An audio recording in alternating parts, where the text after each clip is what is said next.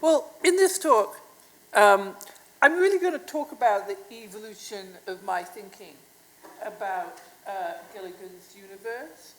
And so some of the things I said at the beginning, or the middle, or towards like the penultimate thing, they may not be like the conclusion of the lecture, because I'm literally just going to tell you about the development of my thinking about Gilligan's universe, passing through many things here. So, in the early days, I thought of Breaking Bad kind of as it were, as in the line, like Fargo goes back to a simple plan, which goes back to Macbeth. Or as a good book would say, Macbeth begat a simple plan, which begat Fargo, which begat Breaking Bad. So what happens is that, okay, let's see. Oh. Okay.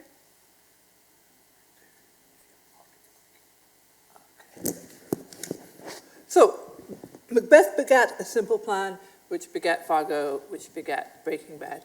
So you have a hero who's good at the beginning, and then forces come along, and they are stronger. And he becomes, in order to achieve his simple plan, he gets further and further and further into an evil which he didn't imagine.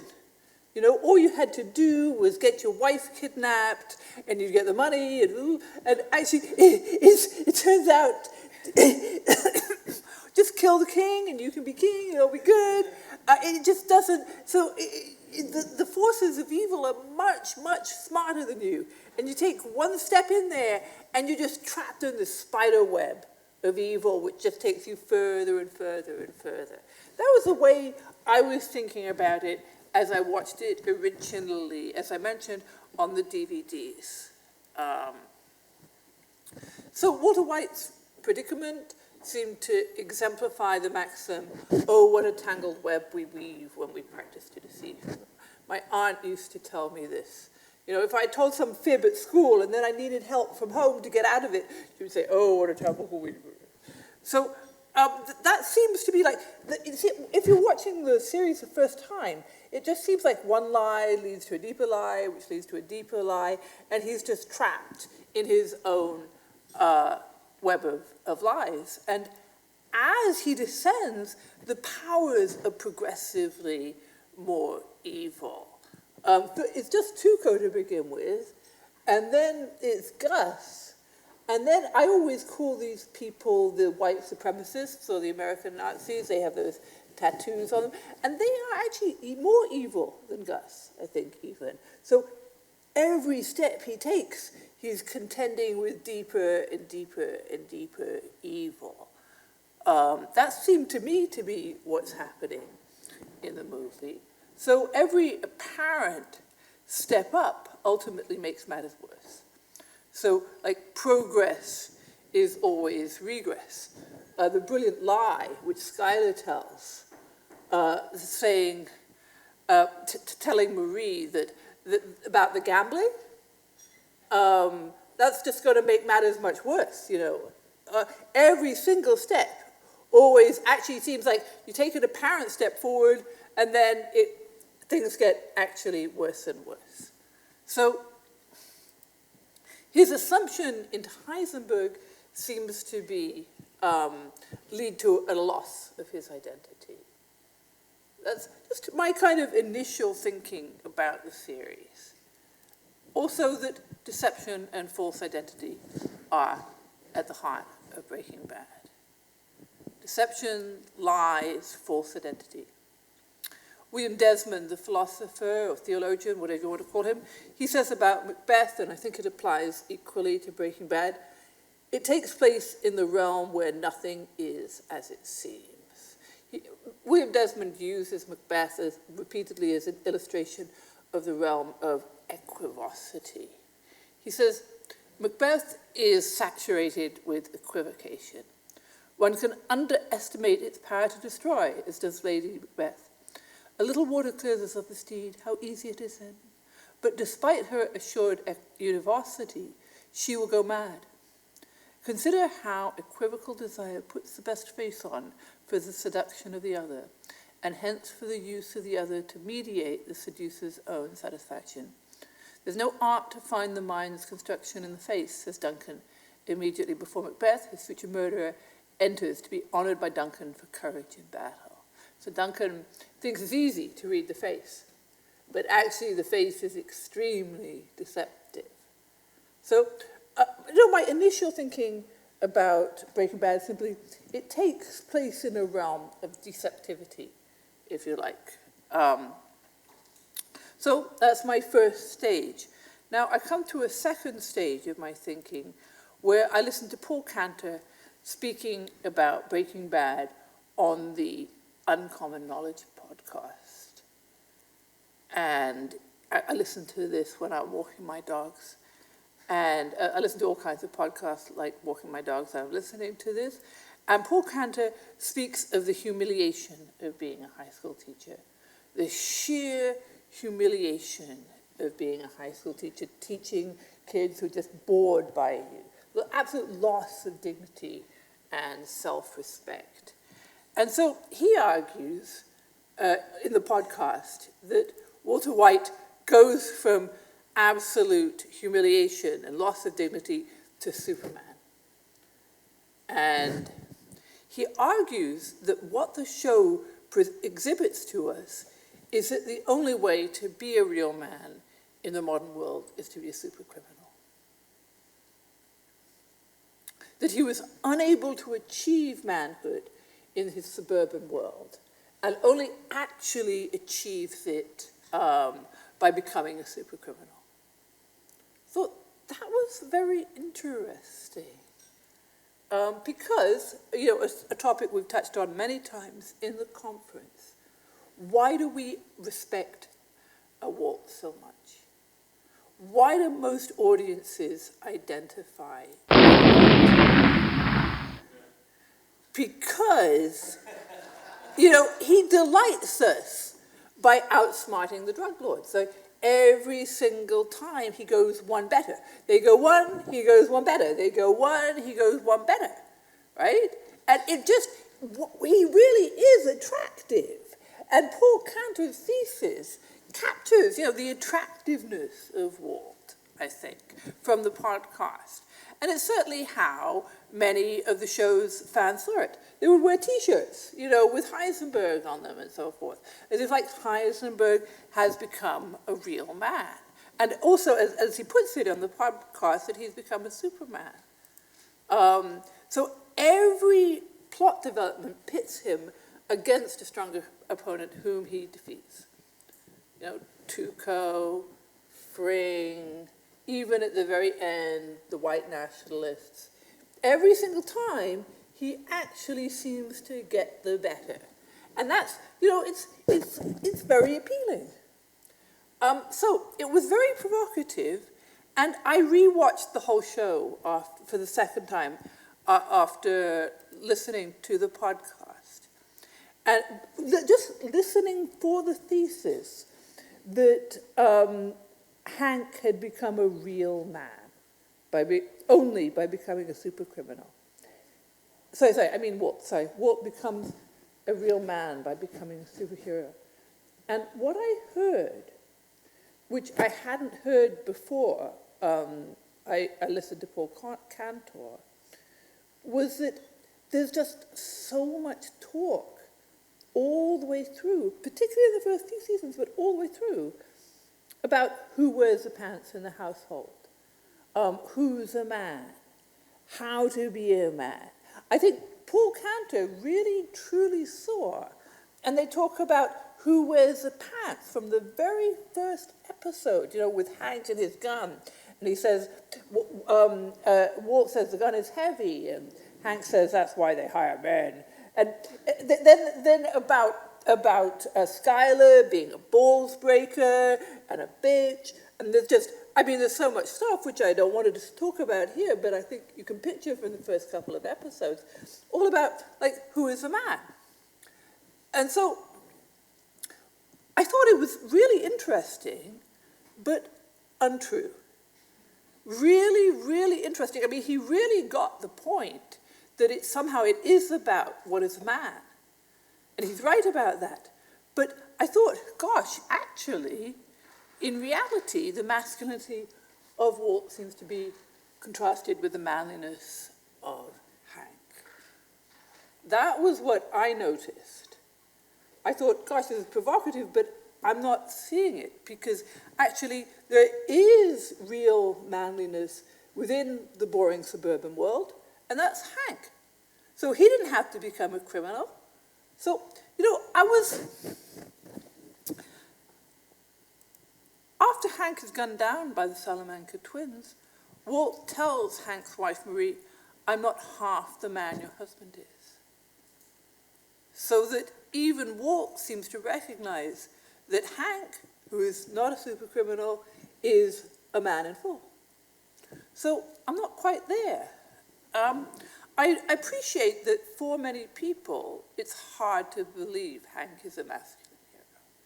I realize it's a stretch for many people because he's crude, he teases Gomez with racial humor, he's cruel to Marie when he's paralyzed, and it just seems like, oh, come on, you don't really think that Vince Gilligan is telling us he's a real man.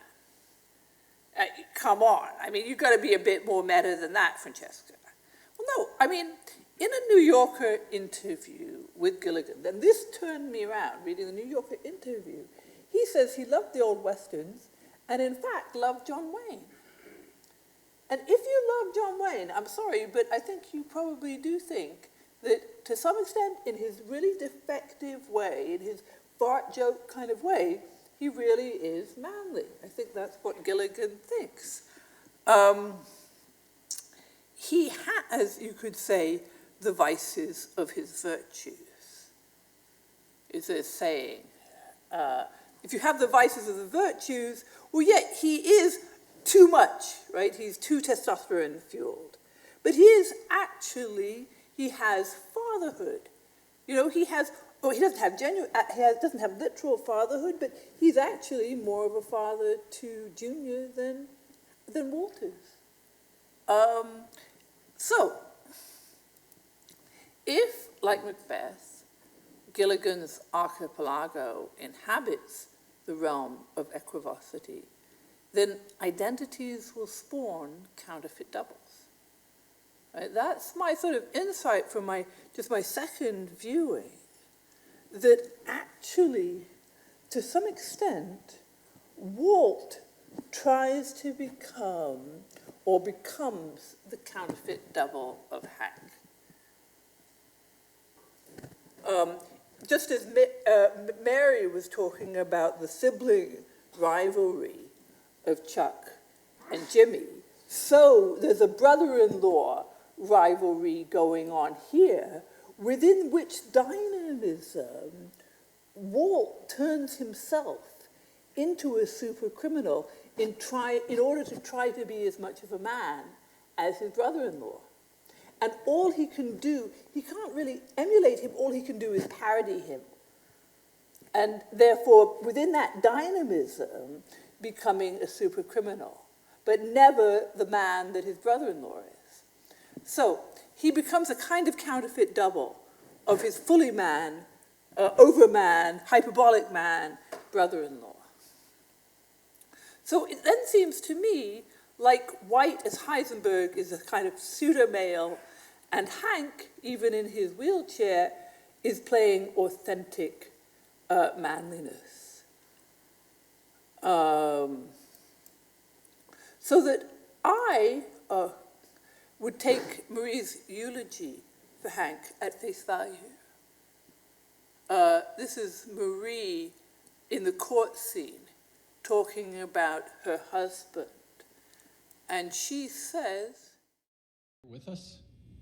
Listen, you've got Agent Schrader's widow back there. Why don't you invite her in? Oh, wait. I mean, you owe her that much, don't you? Well, no, she can't be present at a plea negotiation. It's completely inappropriate. She's already here. Both parties agree. It's fine, really.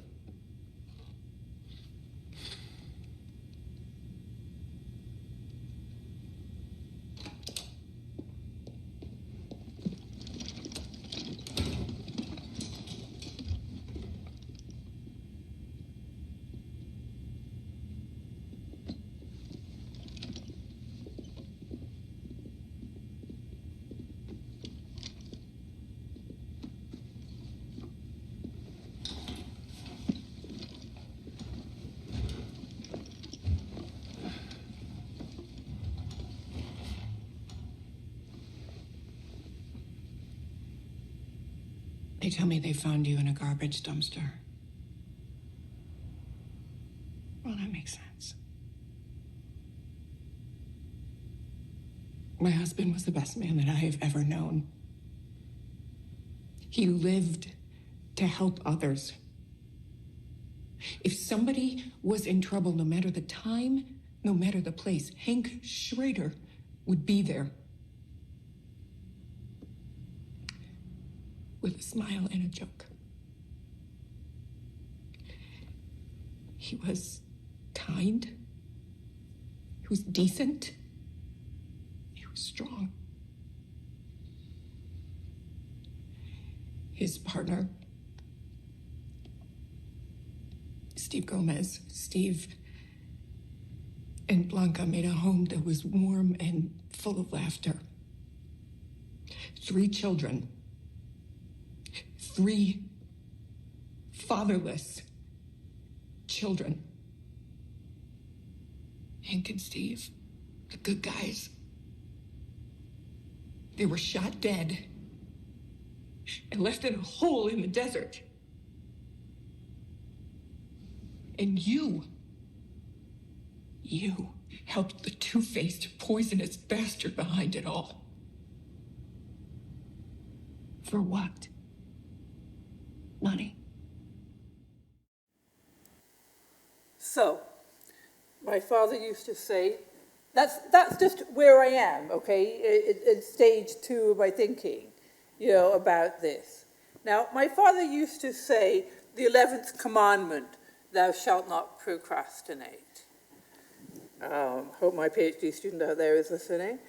And so, one great way to procrastinate is the one last book thing. So just before I'm sitting down to produce this piece of this PowerPoint presentation, I thought I'd better read Cantor's book. Not just listen to the podcast, but read his book, where he writes a whole chapter on the Macbeth of Meth, which is about Breaking Bad. So go away and read the book, and my thesis was kind of derailed. I had to actually rethink, because he really, it's much more what he has to say. He argues that Walter White becomes a true man when he becomes Heisenberg, and that there is no manliness outside of this world, not in modernity. It's a much stronger case that he makes here. Vince Gilligan had said, we're going to take Mr. Chips and turn him into Scarface. And Paul Cantor says, Gilligan has earned the right to describe his creation any way he wants.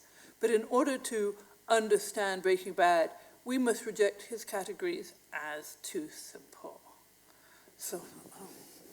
And then he says, Gilligan is not the best interpreter of his work, perhaps because he does not have the concept of a tragic hero at his disposal. So I have to think. So then I'm left thinking about this, which is a much deeper thesis, much harder, more challenging. It's called The Macbeth of Meth, Breaking Bad and the Tragedy of Walter White. So his theory here is that we cannot have all the virtues. Tragedy is constructed out of the fact that virtues conflict and contradict one another. And so Walter White cannot be a middle-class family man and the true man that he wants to be. And his tragedy comes out of the conflict of these virtues. You're not supposed to make a moral judgment on Walter White, because that is treating a tragedy or a near tragedy like a melodrama. Paul Cantor says melodramas have villains and good guys, and tragedies have conflicted characters, where it's just deeply, deeply gray. So we're not supposed to make a moral judgment about him. So it's just simplistic to do that. So the theory here is that as a member of a bourgeois therapeutic culture, he cannot be a hero. His bourgeois therapeutic culture is thwarting him, and he has to get outside of that. He argues that if Macbeth can be a tragic hero, then so can Walter White. Going forward, he argues tragedy is about the conflict of virtues. And he compares it specifically, as I had always thought, that's why it kind of draws me. He says Macbeth reflects the conflict of Viking and Christian virtue. It's in Scotland, where there are Vikings and Christians about roughly the same time. So that for Macbeth, Viking culture would celebrate manly virtue, and Christian culture celebrates less manly virtues like humility. And Macbeth is a tragic hero because he wants to be a Viking and he wants to be a Christian, and he can't be both at once, and he ends up kind of like as a Viking. So, Cantor says, to portray a tragic conflict between pagan and Christian ethics, Shakespeare sets Macbeth at a historical moment when a pagan warrior community has been Christianized. So, Macbeth says to these henchmen, "Are you man enough to murder Macbeth, but to murder Banquo? Macbeth, do you find your patience so predominant in your nature that you can let this go? Are you so gospel to pray for this good man and for his issue, whose heavy hand hath bowed you to the grave and beggared you as ever? We are men, my liege." So only a true man, you see, can murder Banquo. So Cantor argues, Macbeth's dilemma is that he's torn between two conflicting ethics and can be neither a pagan nor a Christian. He's tragic because he's torn between antithetical conceptions of the good. He feels the pull of the pagan past and the warrior virtues. And yet, his wife says, are you man enough to do this killing? But at the same time, he feels the pull of Christianity and the virtue of meekness. And if he were not torn in this way, he would be a simple black and white character. But as it is, he's actually torn between the two and is a genuine tragic figure. So, he comments on all the male characters, in fact, in Breaking Bad. Gus, he has something to say about Gus, particularly about Hank. He thinks Hank is weak, cowardly, gives up, after Tuco, and that if you look at the male characters, the only one who's truly manly is Walter White. He notices that Walter White's discovery of his mortality sets him out on his quest. But actually, very soon after, Hank kills Tuco and then goes through almost exactly the same spiral. He can't go out or do anything after killing Tuco because he's realized he can die. And so both of them set out on a journey after discovering their mortality, but it's going to be a very different kind of journey. Cantor sees Walt as becoming a superhero with a secret identity, who is like Scarface, audiences root for him. Just as an aside, still with Cantor, but just as an aside, in fact, when Jesse first sees Walter White wearing his black hat, or shaven and so on, he says, "You look like Lex Luthor." Lex Luthor is an anti-hero character in the Superman series who develops cancer from his proximity to kryptonite. So, in fact, Jesse, who's not often so badly wrong, says he's Lex Luthor, but putting that on one side, Cantor doesn't see Jesse as manly. He sees him only once as an entitled adolescent. He thinks that undignified as a chemistry teacher, Walt becomes a man as a criminal and a drug lord. Walt has become a man in the sense of manliness we saw in Macbeth. In the last episode, he's willing to admit that everything he did was not for the sake of his family, but for himself. In a moment of tragic recognition, he confesses to Schuyler, I did it for me. I was alive. Walt realizes that what he really wanted to become was a certain kind of man who can stand tall in any company. As Heisenberg, Walt finally takes charge of his life. He is no longer the passive man. He is the active man who makes things happen. And as I say, you may recall from this thesis, but he is finding something. He's not finding nothing. He argues further that crippled masculinity is the basic thesis of Breaking Bad, which is why there's so many people in wheelchairs. You have Walt, you have Hector, you have Junior. He argues further, why does Hank become a cripple? Because modern bourgeois culture regards masculinity as toxic. So masculine aggression cannot be channeled into public service. So the Breaking Bad police are not exemplars, he says. And Hank shows cowardice, and unlike Walt, feels remorse. And in particular, according to Cantor, therapeutic culture is at odds with masculinity. So with all these things to fight back against, you can see why Walt has to be a criminal in order to be a true man.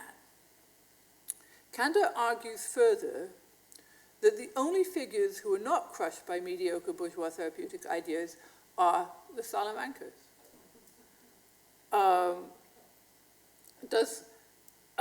We should sense that something wrong when we realize that the most masculine men in Breaking Bad seem to be the criminals.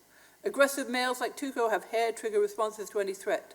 The Mexican drug cartel seems an atavism, more primitive than modern America. And he speaks how the cartel, which is atavistic, will ultimately be wiped out by the corporations like Madrigal.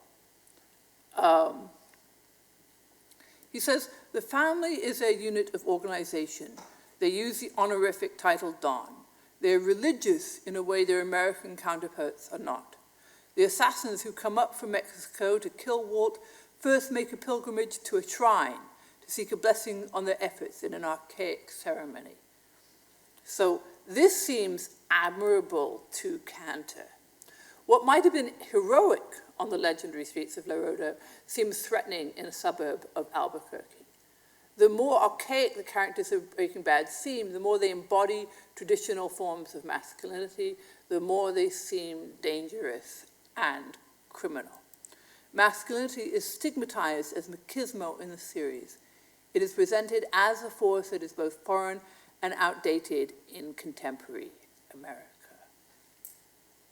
So, Walter White has to make a tragic choice to become a real man.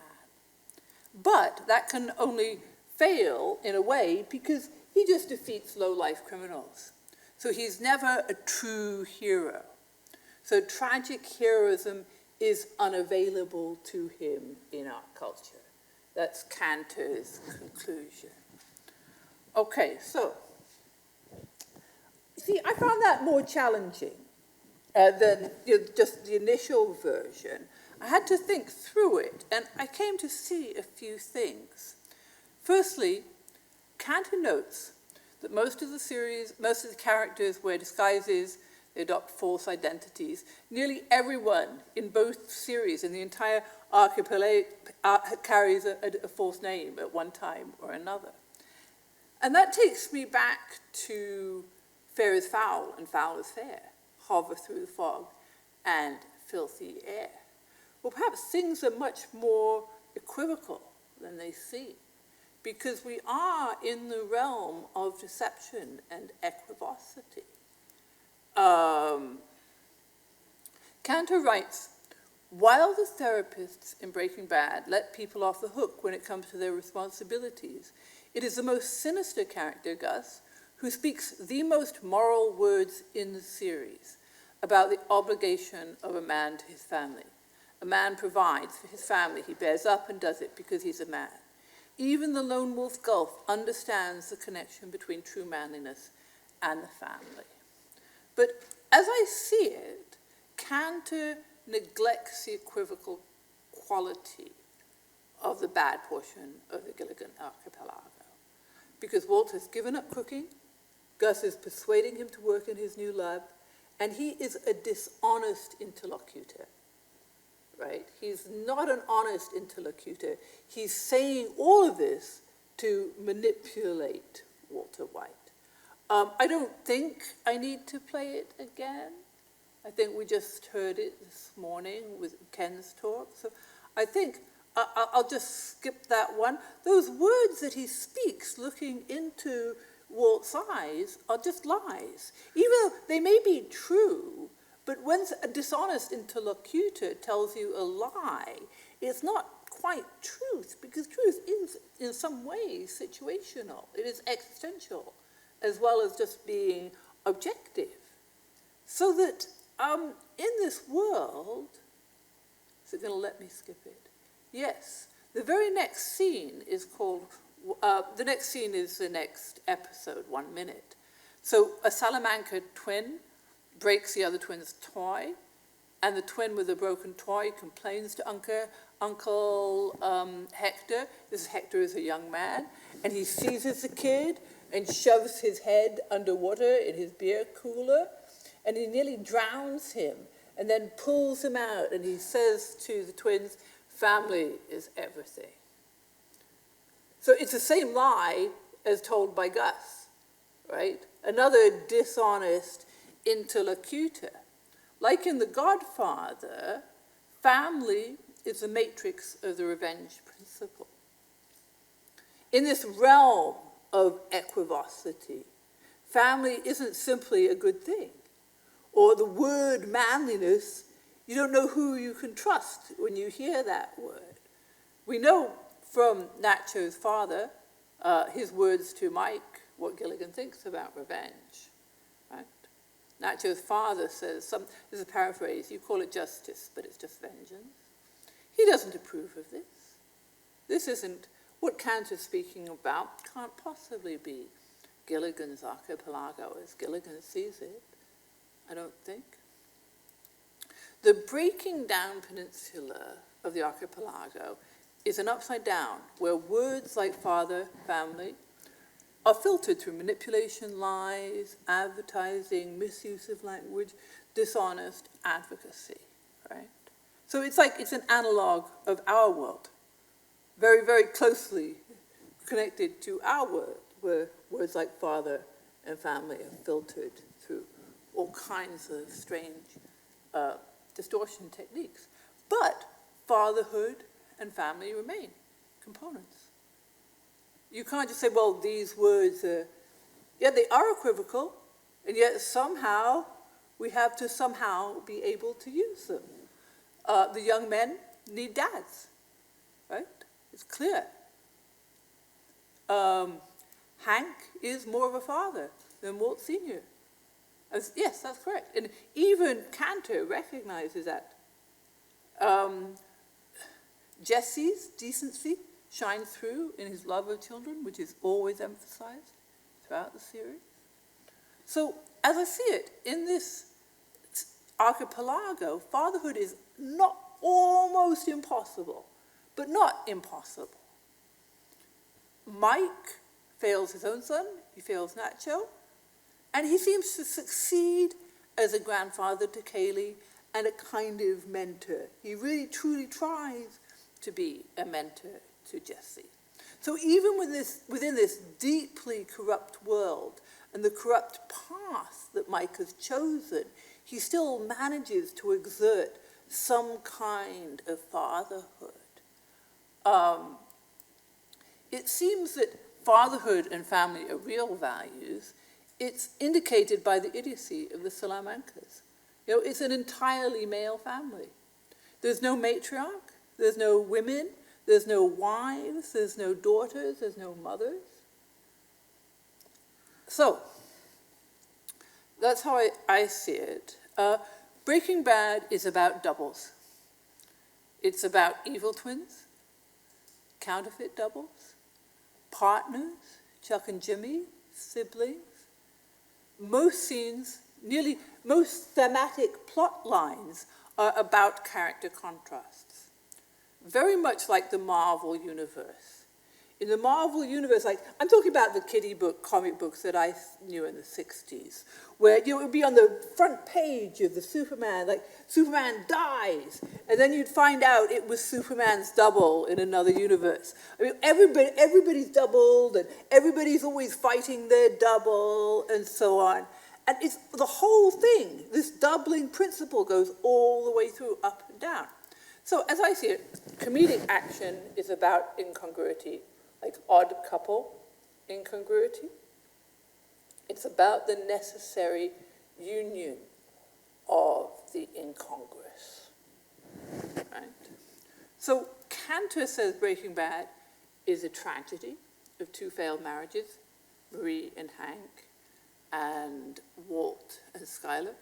I say it's a comedy of sex warfare. And that's like equal opportunity sex warfare. Like the dynamism of Hank and Walt, man on man, woman on woman. There are all these different dynamisms where they're pushing each other apart. Walt envies Hank his manhood, and that turns him into the kind of man he is. Everybody is generated in this series as man or woman by their opposite number, right? Everybody is actually a function of the double that they're working for or against. So that most of Walt's faux manhood is propelled by his competition with Hank to be the real man. So his type of manhood is generated by the hyperbolic manhood of Hank. So he's compelled to be Hank's evil double. And so I find, and listening to Mary's talk, I was just so nervous she was going to show this scene, because this scene seems to me the absolute epitome where Walt talks about the chiral principle, right? The chirality, where the left hand of a chemical can be the opposite of a right hand. And I think this is like the whole principle of the series. So the term chiral derives from the Greek word hand. Now the concept here being that just as your left hand and your right hand are mirror images of one another, right? Identical and yet opposite. Well, so too organic compounds can exist as mirror image forms of one another all the way down at the molecular level. But although they may look the same, they don't always behave the same. For instance, thalidomide.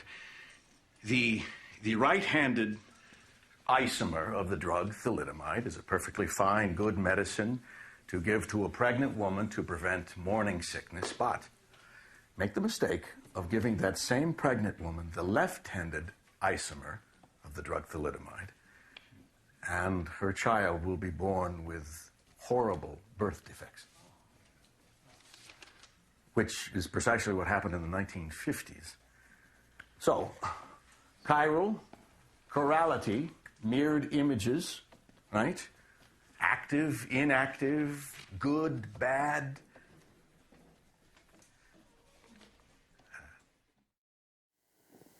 So it seems to me like the whole series is about the formation of manhood or womanhood within a kind of chirality where they don't just mirror each other, but are in tension with each other and generate, that's the way I'm seeing it at this point. Walt driven to his faux masculinity by Hank's hyperbolic masculinity, just on a low level. I mean, it's brain versus brawn, right? So they're like a necessary partnership in incongruity within a comedy. And they're bonded all the way through, so they both have to have a crisis of mortality at the same time. So the whole drama is there in the first episode of season 1. Hank boasts about the drug bust. Walt comments the gun is heavy. Hank says that's why they need men. Then they watch the drug bust on TV news, and it's already there. They see Walt sees the money, and he just wants to defeat Hank there. It's right there in episode 1. The whole thing is encapsulated right there in the first episode. I don't know, I'm not saying they intended to, but it's actually there before the need to pay for the cancer treatment, right? It's about the rivalhood, right? Walt and Jesse are the Laurel and Hardy, just you've got the goofy one and the meticulous one, and the difference is they really do need each other. Walt can't function without Jesse, and when they're killing the fly together, and Jesse's saying that fly has skills, and he's actually gonna hit Hank. He's gonna hit Walt on the head with the fly swatter, which Walt has constructed. I mean, it's pure Laurel and Hardy all the way through. So it's a comedic couplehood, right? And then also Hank and Marie, a cop's wife who's a kleptomaniac. Well, it has to be. That's a kind of necessary coupledom, right? So the manhood or womanness of the characters is generated by the opposite number. And their place on the man-woman spectrum is a function of the dialogues in which they are placed. So older listeners can remember terrible TV. So TV begins to get better with Hill Street Blues, NYPD Blue, and it stopped being imitation theater and just became TV. And so Gilligan's universe has stopped imitating theater, but it's actually getting at the core of what drama is, which is this tension of opposites, right? It's actually got the core of dramatic action there in every single plot thing. So there is actually no Lady McGrath in Breaking Bad. I may be disagreeing with some people here, but I don't think Skylar is a Lady Macbeth. She doesn't motivate Walt to criminality. She is trapped by her inability to tell Walt what his father is. So she's trapped in a certain notion of herself as a mother. Saul tells Walt she's not going to the cops. She won't tell a living soul. Ask why? Blowback. That DA brother-in-law, screwed. The feds will take the house. The kids will go on Dr. Phil and say Daddy was a drug dealer. She's bluffing and she knows it. So that she's trapped as a mother to Junior. You know, she isn't Lady Macbeth. So what I want to say is that we're looking here at an infernal comedy. You know, there are 3 levels of comedy. There's infernal comedy, the lowest level of comedy. And in infernal comedy, women are not usually drivers of the action. Her attempts to take charge make matters worse and lead to family estrangement and Hank's death. So Skylar, she's not there. So she is not the faux femme that I wish to speak about very briefly as I conclude here. The faux femme is Kim Wexley. She is, through most of Better Call Saul, a counterfeit double of the woman.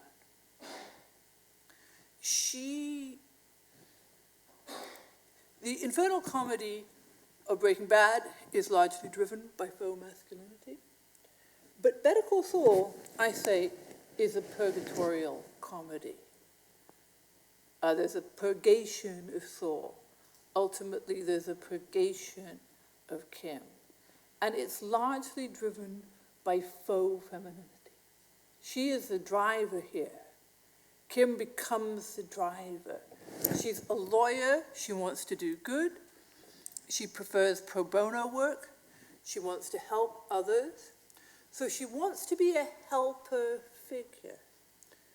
And she is drawn by that, of course, in becoming an enabler to Saul.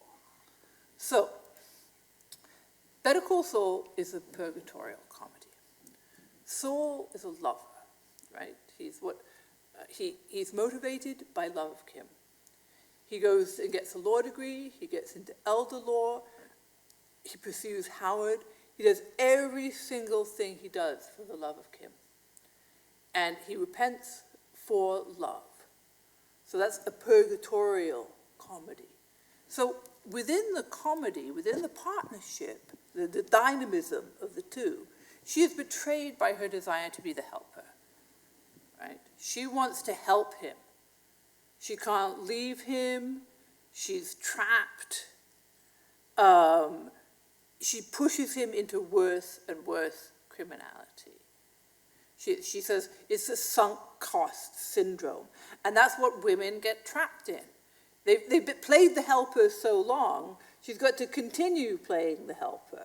So she's trapped in this role of false femininity. Her character as a woman is hollowed out by Saul having nothing to reflect back to her.